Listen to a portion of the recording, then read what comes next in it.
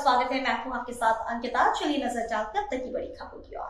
खबर जबलपुर से बताते चले, स्थानीय संदीपनी विद्यालय में हाल ही में एक भावपूर्ण विदाई समारोह का आयोजन किया गया, जहां शिक्षा और समाज सेवा के क्षेत्र में अपनी अमिट छाप छोड़ने वाले पंडित अशोक कुमार मिश्र को उनकी 31 वर्षों की सेवाओं के बाद सम्मान पूर्वक विदा किया गया। समारोह के मुख्य वक्ता और NES एजुकेशन के प्रशासक डॉक्टर मनोज यादव ने अपने गुरु पंडित मिश्र के प्रति कृतज्ञता व्यक्त करते हुए उन्हें समाज के लिए एक वास्तविक प्रेरणा स्रोत बताया। डॉक्टर यादव ने उनके द्वारा किए गए शिक्षा, पर्यावरण संरक्षण, नर्मदा स्वच्छता और समाज सेवा के कार्यों पर प्रकाश डाला।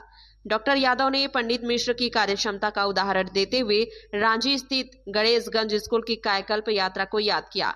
उन्होंने बताया कि यह विद्यालय कभी अपनी खराब स्थिति के कारण गधा स्कूल के नाम से जाना जाता था और यहाँ का परीक्षा परिणाम शून्य रहता था, लेकिन गुरुजी की अटूट मेहनत, जन सहयोग और संसाधनों के कुशल प्रबंधन ने इसे 100% परिणाम देने वाले उत्कृष्ट संस्थान में बदल दिया। पंडित मिश्र के दूरदर्शी सोच का उल्लेख करते हुए बताया गया कि उन्होंने निर्धन विद्यार्थियों के मन में बड़े सपने जगाए। उन्होंने गरीब पृष्ठभूमि के बच्चों को न केवल हवाई जहाज से यात्रा करने का सुख दिया, बल्कि उन्हें देश के पूर्व राष्ट्रपति डॉक्टर APJ अब्दुल कलाम से मिलवाकर उनके जीवन को नई दिशा दी। समारोह के अंत में डॉक्टर मनोज यादव ने पंडित अशोक कुमार मिश्र के उत्तम स्वास्थ्य और दीर्घायु होने की कामना की। उन्होंने विश्वास जताया कि सेवानिवृत्ति के बाद भी गुरुजी का समाज सेवा का संकल्प और मार्गदर्शन निरंतर जारी रहेगा। इस अवसर पर विद्यालय के शिक्षक, छात्र और कई गणमान्य नागरिक उपस्थित रहे। विश्वानि देव सवितुरानि पराशुव जद भद्रं तन आशुव। ओम शांति शांति शांति। संपूर्ण जीवन में, चराचर जगत में मानव जीवन सर्वश्रेष्ठ जीवन है। परमात्मा की कृपा थी कि मुझे बाल्यकाल से बहुत उच्च कोटि के महापुरुषों का सानिध्य प्राप्त हुआ, जिनके कारण जीवन जीने की एक उत्कृष्ट जो पद्धति है उससे मैं परिचित हुआ। उस समय मुझे अवस्था कम होने के कारण उसको पहचानने का, जानने का तो क्षमता नहीं थी, लेकिन कोई अच्छी चीज़ का बीज डाला जाए तो समयानुसार वो कहीं न कहीं समय पा करके अंकुरित होता है, एक दिन विशाल वृक्ष बनता है। मुझे भी ऐसा ही महसूस हो रहा है आज कि आज उन महापुरुषों ने, उन संतों ने यदि मेरे अंदर में अच्छाई की बीज नहीं डालते तो मैं शायद अपने जीवन में अच्छे कार्य नहीं कर पाते।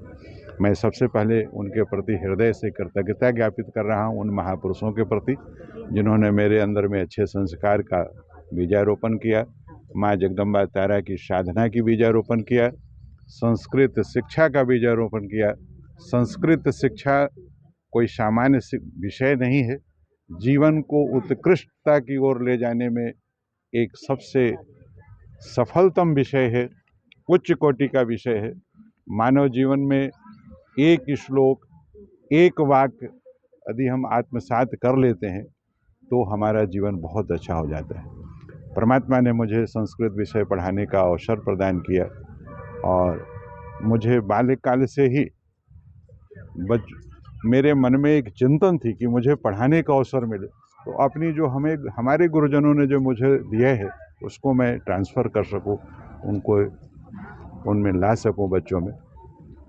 मुझे याद है कि मैंने एक ही जगह, मेरी सर्विस में और मेरी शिक्षा में मात्र 17 दिन की अंतर है। मुझे MA का पोस्ट ग्रेजुएशन का रिजल्ट प्राप्त नहीं हुआ था और जॉब में मैं पहले आ गया। 17 दिन के बाद हमारा रिजल्ट आया और फिर मैंने उनको प्रमाण पत्र जमा कर पाया विभाग को। तो ये उनकी दया मानता हूँ परमात्मा की। और तब से लेकर करके आज तक, जैसा आपको हमारे उपराचार्य महोदय ने बताया, प्राचार्य मैडम ने बताया कि मुझे केवल शिक्षा देना नहीं, हमने कभी कालखंड का घंटी बजने का इंतज़ार नहीं किया। हमको जो बाद वाले हमारे शिक्षक थे वो बताते थे, सर पीरियड हो गया है, अब आप जो है हम लोगों को मौका दीजिए। तब मैं बाहर निकलता था, क्योंकि गंभीर विषय जब शुरू होता है तो समय का भान रहता नहीं। तो बच्चों को शिक्षा के साथ साथ संस्कार क्या होना चाहिए, हमारे भारतीय संस्कृति में, सनातन संस्कृति में, इस देश की संस्कृति में धन की महत्ता नहीं बताई गई। संस्कारों की महत्ता। भारत की पहचान धन से नहीं हुई, कभी संस्कारों से हुई। विदेशों में भारत की जो गरिमा है, महिमा है, वो संस्कारों के लिए है। तो मुझे इसका ज्ञान था, तो मैंने उनको संस्कारों से जोड़ने का प्रयास किया। सबसे पहले उनको हमने सिखाया कि अपने उठ कर के माता पिता को चरण वंदन कीजिए, प्रणाम करिए। गुरुजन जो मिलते हैं, जो आपसे उम्र में बड़े हैं, उनको प्रणाम करिए।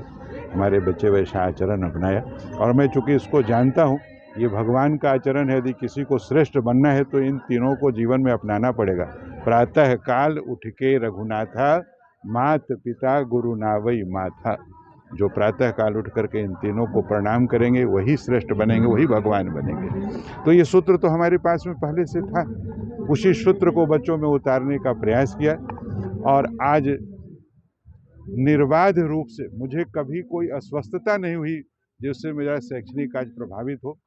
दो चार जो हमारे जीवन की दायित्व होती है, पिताजी का परम पद हुआ, माताजी का परम पद हुआ, बेटियों की विवाह हुई, तो उसमें मुझे जरूर छुट्टी लेनी पड़ी, और उसको भी मैं कम से कम लेकर करके बच्चों तक जुड़े रहने का प्रयास रहा मेरा। और एक ही चीज़ मैं मूल रूप से यही कहना चाह रहा हूँ कि वर्तमान में जिसकी सबसे ज़्यादा ज़रूरत है, वो है शिक्षा के साथ साथ संस्कार, नैतिक मूल्य। आज समाज में जो समस्याएं खड़ी हो रही है, पति पत्नी की झगड़ा तो अपने देश का कभी रहा नहीं। इस देश की ये परंपरा तलाक की नहीं रही है। 7 जन्मों का बंधन का संबंध है हमारे सनातन संस्कृति में। वो तो बचाना बड़ा मुश्किल हो ही रहा है। अब बच्चे पिता के, माता के अनुकूल नहीं हो रहे हैं, इस पर भी हमें काम करने की ज़रूरत है। तो हमने परोक्ष रूप से, प्रत्यक्ष रूप से इस पर भी काम किया। और जब तक हमारा जीवन है, मैं भारतीय संस्कृति की, नैतिक मूल्यों की, मानव मूल्यों की रक्षण के लिए जितनी भी हमारी सामर्थ्य परमात्मा प्रदान करेगा, मैं उसको करने का प्रयास करूँगा।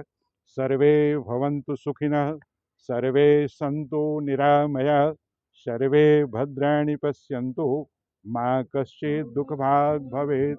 परमात्मा इस भारत देश को इतना समृद्ध करें, संस्कारों से समृद्ध करें, धन से समृद्ध करें, शिक्षा से समृद्ध करें। हमारा राष्ट्र, हमारा देश फिर से विश्व गुरु की स्थान प्राप्त करे। इसी शुभकामना के साथ मैं अशोक कुमार मिश्र, व्याख्याता संस्कृत, शांतिनिकेतन विद्यालय, मेडिकल परिसर, जबलपुर।